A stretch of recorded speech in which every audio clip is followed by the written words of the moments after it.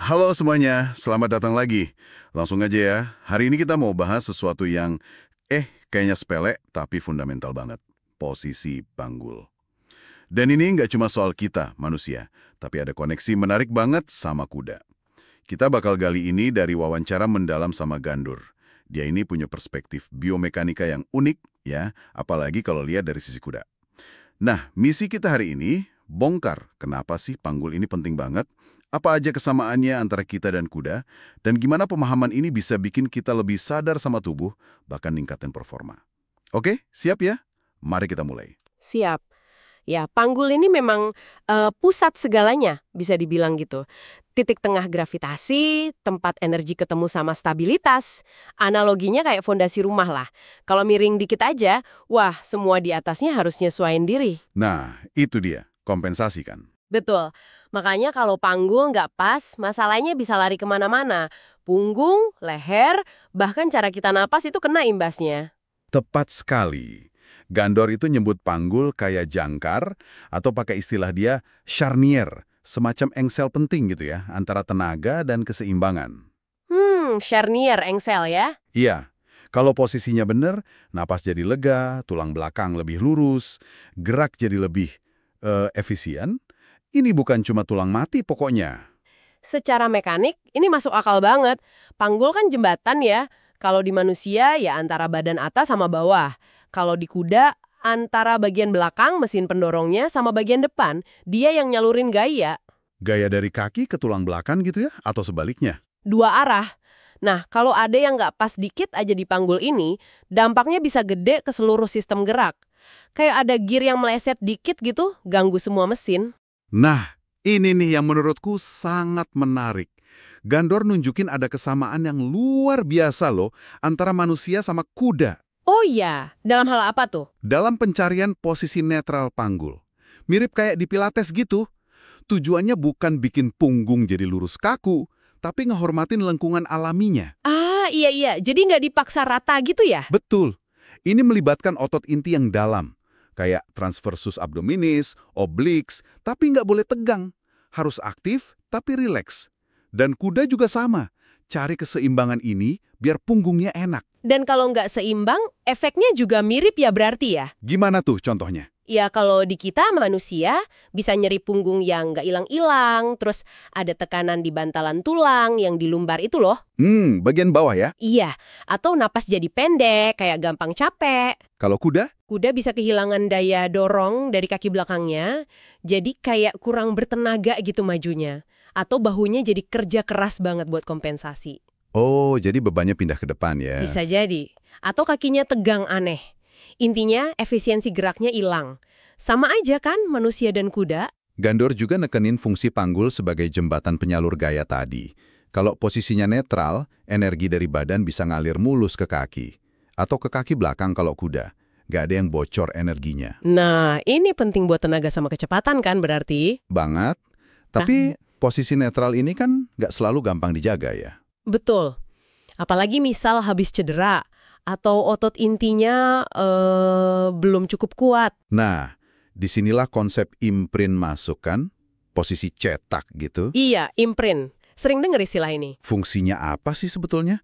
Apa ini bukan posisi yang dipaksain? Kadang ada kesan gitu. Pertanyaan bagus tuh. Menurut Gandor, imprint itu justru adaptasi cerdas bukan tujuan akhir. Adaptasi cerdas. Maksudnya? Jadi, itu kan panggulnya agak miring sedikit ke belakang ya, posterior tilt. Tujuannya buat aktifin otot perut bawah sama kasih sedikit ruang buat tulang belakang lumbar. Biar nggak kejepit gitu. Kurang lebih. Ini dilakukan kalau jaga netral itu rasanya berat banget atau malah berisiko bikin cedera. Jadi ini kayak alat bantu sementara yang aman buat bangun kekuatan. Oke. Jadi bukan tujuan akhir. Bukan. Dan menariknya, kuda juga gitu loh. Kalau lagi sakit atau lemah, dia secara alami ngelakuin adaptasi postur yang mirip. Tujuannya sama, ngelindungin diri dulu sambil nunggu kuat lagi buat balik ke netral. Pantesan. Terus hubungan sama napas gimana? Gandor nyinggung soal pernapasan 3 dimensi kan, kayak di stot Pilates. Iya, pernapasan toraks lateral posterior. Nah, itu dia. Katanya kalau kita napas ke samping sama belakang tulang rusuk, itu otomatis ngaktifin otot inti transversus abdominis. Betul, dan itu ngasih dukungan ke dasar panggul, sekaligus ngurangin beban di punggung bawah. Jadi, nafas itu bukan cuma soal masukin udara. Tapi juga soal stabilisasi dari dalam ya. Ya. Wow. Kalau kita lihat gambaran besarnya nih, ini hubungannya dua arah. Panggul kaku atau miring itu ngebatasin ruang gerak rusuk sama diafragma. Nafas jadi dangkal. Dan sebaliknya. Sebaliknya, nafas dangkal bikin badan tegang, panggul jadi susah rileks ke posisi netral. Justru kalau nafasnya bebas, dalam, itu bantu panggul nemuin keseimbangannya secara halus. Kayak lingkaran positif gitu ya. Tepat. Kuda juga sama persis. Dia butuh rusuknya bisa ngembang bebas, diafragmanya ndak ketahan, biar sinkron sama irama langkahnya. Jadi, panggul stabil dukung nafas dalam bantu stabilin panggul. Sekarang kita fokus ke kuda nih. Gandur ngegambarin peran panggul kuda tuh kayak hidup banget. Katanya panggul itu kemudinya. Kemudi, maksudnya ngarahin gerakan gitu. Iya, ngarahin gerakan, terus juga jadi pengatur irama, kayak metronom internal, dan yang penting banget, penyerap guncangan. Oh, pas lari kencing atau lompat gitu ya? Betul, pas galop, panggulnya goyong lembut. Pas lompat, dia ngebuka nutup. Panggul ini yang ngubah energi hentakan kaki di tanah jadi daya dorong ke depan. Efisien banget. Anatominya memang mendukung fungsi itu sih. Tulang ilium, ischium, pubis itu kan nyatu kuat ya. Terus nyambung sama tulang sakrum di sendi sakroiliaka. SI joint itu. SI joint, sering dengar juga itu. Penting banget ya. VPAL, itu jembatan utama buat transfer kekuatan dari kaki belakang ke tulang belakang, terus nyebarin beban juga. Fungsinya jelas. Nyalurin daya dorong, nopang tulang belakang, dan ngaruh banget ke postur keseluruhan. Keseimbangan panggul kuda ini nentuin banget apakah kaki belakangnya bisa masuk ke bawah badan dengan bagus. Kalau bisa, baru deh punggungnya bisa lentur dan ngangkat. Nah, ini nyambung ke poin yang tadi katanya krusial banget dari Gandur. Yang sering salah paham. Iya, ini penting banget buat diingat, terutama buat Anda yang berinteraksi sama kuda. Gandur negasin, kuda yang punggungnya lemah, secara fisik dia nggak bisa masuk ke posisi benar atau imprint yang mungkin kita pengen. Nggak bisa. Kenapa? Karena otot punggungnya nggak kuat nopang. Kalau dipaksa, tulang belakangnya malah ambles di tengah, jadi lordosis, dan itu sakit buat dia. Oh, jadi kayak jembatan tanpa tiang penyangga yang kuat ya? Persis. Beban badan kuda sendiri, ditambah beban penunggang, itu neken banget ke tulang belakang. Tonjolan tulangnya bisa gesekan. Kalau sadelnya nggak pas atau penunggangnya goyang-goyang, wah makin parah. Jadi ini bukan karena kudanya bandel atau males gitu ya? Sering kan dibilang gitu? Sama sekali bukan. Ini soal keterbatasan fisik, kelemahan otot yang nyata. Kuda kayak gini nggak butuh dipaksa atau dihukum. Tapi butuh apa dong? Butuh program rehabilitasi yang benar. Bangun kekuatan intinya lagi, baik punggung maupun perut. Pastiin dia rileks, bangun lagi kepercayaannya. Ini butuh kerja keras, sabar, dan pemahaman. Nggak bisa instan. Ini salah satu insight paling penting dari Gandur menurut saya. Ini langsung nyambung ke hubungan penunggang sama kuda ya? Simbiosis postural. Ketidakseimbangan panggul kita sebagai penunggang itu ngaruh langsung ke kuda. Gimana contohnya? Kata Gandur, kalau kita miring ke depan, beban kita numpuk ke bawah kuda. Kalau kita merosot atau panggulnya miring pasif ke belakang, itu ganggu irama sama keseimbangan si kuda. Panggul kita itu ngomong langsung ke punggung dan panggul kuda, mau nggak mau. Makanya kesadaran panggul penunggang itu penting banget ya. Bahkan pas lagi nggak naik kuda. Justru itu. Latihan kayak pilates bisa bantu banget buat ngerafain posisi netral, imprint, gimana otot inti kerja di badan kita sendiri. Kalau kita udah paham dari dalam, kita jadi lebih peka sama apa yang dirasain kuda. Jadi kayak ada napas bareng gitu ya, antara panggul kita yang seimbang sama gerakan kuda yang enak. Bisa dibilang gitu. Kesadaran ini kunci komunikasi nonverbal yang efektif. Gandur juga kasih saran latihan praktis nih buat kita, manusia, biar lebih sadar sama panggul. Contohnya pelvic tilt, tiduran. Goyang panggul maju mundur itu ya, buat ngerasain gerakannya. Iya. Terus ada leg slide, ngelurusin satu kaki tanpa posisi netral panggulnya berubah. Terus single leg lift, ngangkat satu kaki ke posisi tabletop, lutut di atas pinggul tapi panggulnya nggak boleh geser. Fokusnya berarti ke propriosepsi ya, kesadaran posisi tubuh dari dalam. Betul. Latihan ini kan ada tingkatannya ya. Mulai dari single leg lift tadi, kalau udah stabil bisa coba alternating leg lift, ganti-gantian kaki, Tantangan berikutnya. double leg lift, angkat 2 kaki barengan. Nah, di sini nih, biasanya posisi imprint jadi berguna banget. Oh, pas latihan ini. Iya, kalau pas angkat 2 kaki, punggung bawah rasanya mau ngelengkung atau perutnya malah nonjol keluar, itu tandanya inti belum siap. Nah, baru deh sedikit miringin panggul ke belakang, pakai imprint. Jadi biar aman ya. Biar aman, itu ngelindungin punggung dan ngaktifin perut dengan benar. Tapi ingat, imprint itu alat bantu dalam proses menuju netral yang kuat. Bangun inti itu butuh waktu, butuh konsisten. Pembahasan kita makin dalam aja nih. Ada lagi loh kemiripan lain yang disorot Gandur, struktur otot punggung manusia sama kuda. Oh iya, sampai ke ototnya juga mirip. Dia jelasin susunan lapisannya.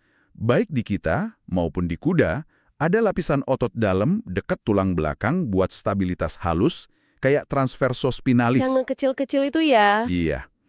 Terus lapisan tengah yang jadi penegak utama, kayak longissimus. Terus otot yang nyambung ke rusuk buat nafas, serratus posterior. Sampai lapisan luar yang nyambung ke lengan atau kaki depan, kayak trapezius sama latissimus dorsi. Wah, berlapis-lapis gitu ya, dan fungsinya juga mirip. Paralel banget. Ada yang buat stabilin antar ruas tulang, ada yang lurusin punggung, bantu napas, atau gerakin lengan kaki depan.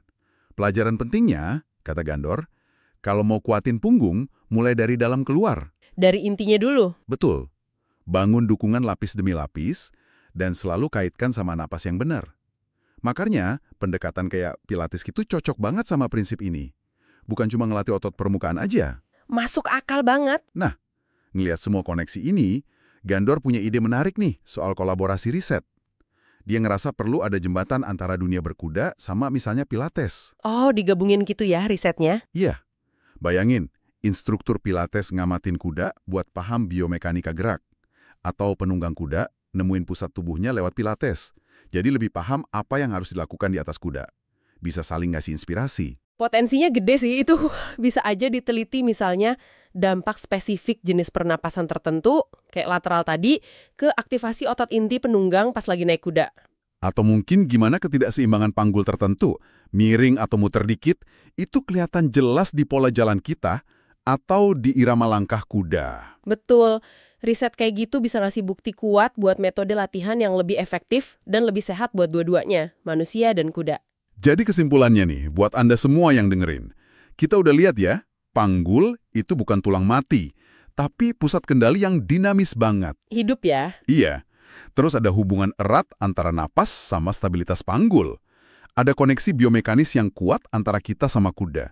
Dan yang paling penting, kekuatan inti sama kesadaran postur itu kunci buat gerak efisien, kurangin risiko cedera. Dan ningkatin komunikasi nonverbal juga kan? Iya, tepat. Dan jangan lupa, poin krusial dari Gandur tadi, kalau kudanya punggungnya lemah, dia butuh rehabilitasi, bukan paksaan. Itu penting banget. Gandur nutup wawancaranya dengan indah sih. Dia bilang panggul itu bukan tulang mati, tapi keranjang ayun yang hidup. Dia berdenyut, mendengar, membimbing. Wah, puitis ya. Iya, ini kayak ajakan buat kita ngerasain panggul sebagai pusat kesadaran tubuh kita sendiri. Nah, sebagai pemikiran terakhir nih buat Anda bawa pulang, gimana ya caranya kita bisa mulai lebih mendengarkan panggul kita sendiri dalam aktivitas sehari-hari? Pas duduk, jalan, berdiri. Gimana caranya ya? Coba aja rasain. Terus, gimana kesadaran akan poros tubuh ini yang bisa kita akses lewat napas dan postur bisa bantu Anda dan mungkin interaksi Anda sama hewan atau bahkan orang lain untuk bergerak lebih sadar, lebih terhubung, dan lebih harmonis. Pertanyaan yang bagus banget buat direnungkan ya. Oke deh, terima kasih banyak sudah menyimak pembahasan mendalam kita kali ini. Semoga obrolan ini ngasih wawasan baru tentang kekuatan di pusat tubuh Anda. Kalau Anda tertarik, silakan eksplorasi lebih lanjut ya. Sampai jumpa di pembahasan berikutnya.